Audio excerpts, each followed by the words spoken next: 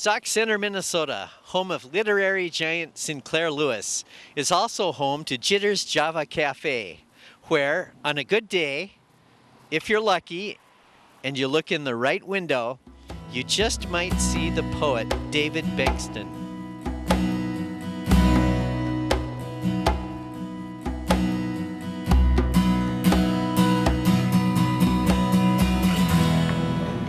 So, David, it's so good to see you.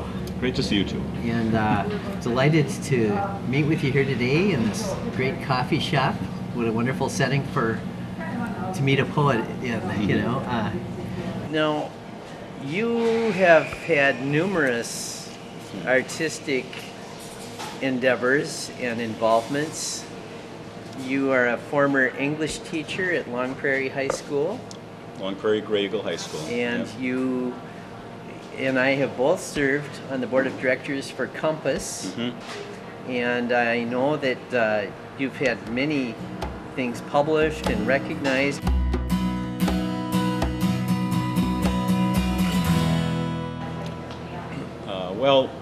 Ted Kooser is a poet from Garland, Nebraska, and he was appointed Poet Laureate of the United States in 2004. This is an appointment that comes from the Library of Congress. Right. And one of the projects that he began at that point in time was a newspaper column and a website titled American Life in Poetry. And a lot of newspapers have this as a feature weekly. And the project involves selecting poems that would be published in newspapers and also published on this website.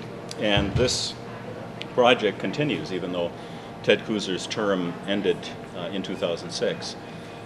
So if you go to American Life in Poetry or happen to have a newspaper that publishes this column, you'd be able to see these poems. So one of the poems that he published was one of mine, which is a short poem titled What Calls Us.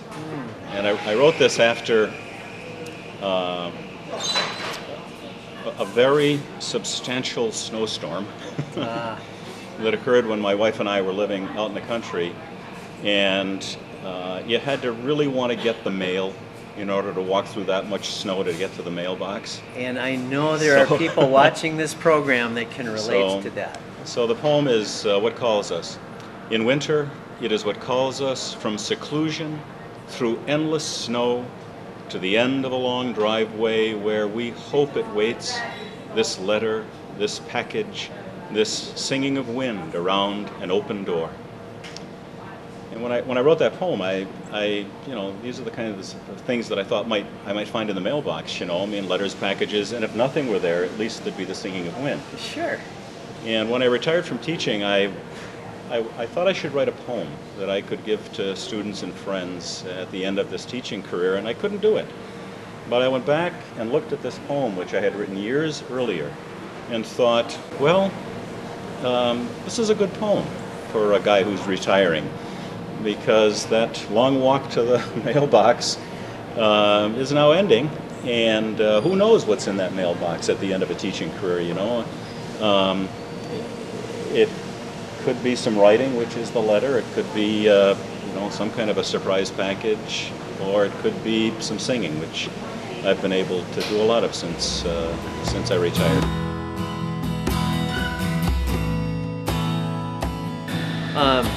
In addition to being featured on the Writer's Almanac, and you're going to read us one of those poems? Sure.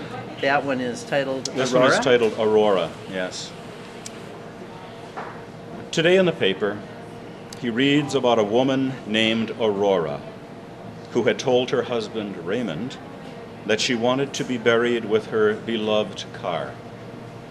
So Raymond made arrangements with the local funeral home to purchase a row of 14 plots, which he believed to be more than enough for a 1976 Cadillac convertible.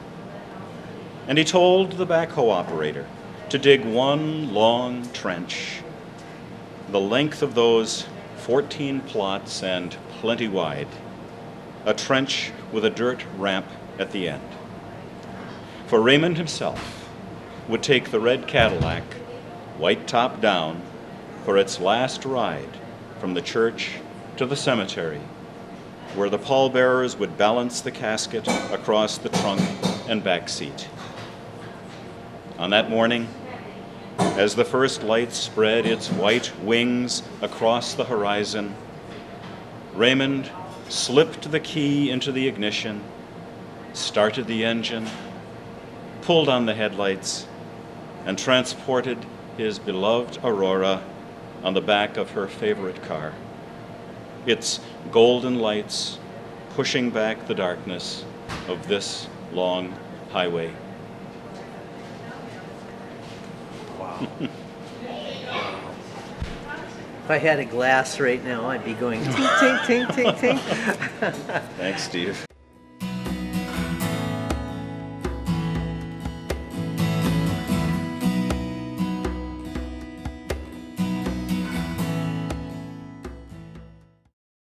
Can you Right. tell us about the poem on a stick and how that got started? Sure. I had these cards with a poem and a photograph, and actually my wife's idea was that because we were going to the state fair, that I should put sticks on the poems and give them away. And she also had the idea that there should be a snappy sticker on the front, and that I should sign my name on the back of the stick. And so I brought a little bag full to the state fair one year and gave them away. And I began to realize that it was a nice way to actually surprise people, present poems to the public. So since I did that, I've given away probably 6,500. This is titled Ice Out. Sometimes in early spring, when the ice is breaking up on the lake, his cows stray out for a drink. While they are on the ice, large chunks begin to break loose and drift away. Today, all 8 of his cows are floating in the middle of the lake. 8 black and white cows, each on her own white island, mooing. So he puts his boat into the dark water, rows out to them, and with a long piece of rope, pulls each cow back to shore.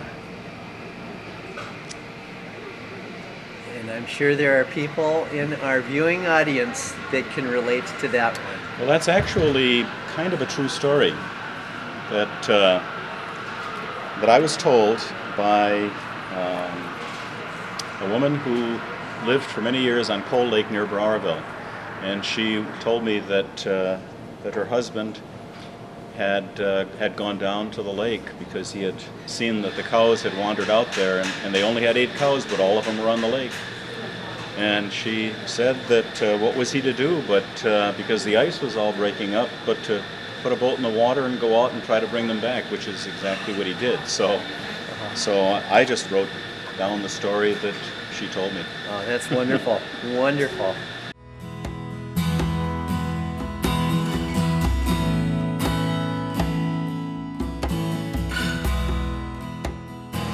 Who are some of the people in your life that really made an impression and an impact upon your life? Well, when I was a young teacher, I started teaching in 1968. When I was a young teacher, I taught maybe 5 years. I realized that there were some areas in which I really needed some help. One of those areas was in the teaching of poetry. And I happened to notice that there was a 1-week summer workshop being offered by the University of Minnesota, taught by Michael Dennis Brown, who has just recently retired from the English department at the U. And one of the things that it said about this course was that it would be especially good for teachers afraid of poetry. And I thought, that's me.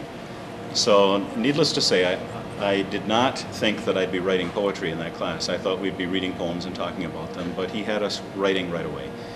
And there must have been something inside of me that I didn't know existed at the time. I mean, some little ember or something. And during the course of that week, it was just like he went, and I began to realize that there was a part of me that I had never known about before. And I started to write poems. Lucille Clifton I was fortunate to meet in the mid-'90s when she was in Minnesota and came to my school and spent 2 days with my students and me. And she was just an incredible encouragement to me over the years. There are others as well. Mark Vince from Moorhead published a chapbook of mine and has been very encouraging. Scott Olson from Moorhead also published some early work of mine. And I can't forget my wife, who is probably my most honest reader. She'll usually say something like, "David, this isn't as good as other things you've written." A lot of people, whose work I admire and who have been very encouraging to me over the years. And Well, I find it hard to believe that you were once a person who was afraid of poetry, because I have to tell you, you are one of my favorite poets. well, And I really thank you, Thank you. for the time that we had today yeah, thank to you. hear too. about your poetry and your creative experience. And Yeah, well, that you come back to Jitters anytime. This is a great coffee shop right here in Sauk Centre.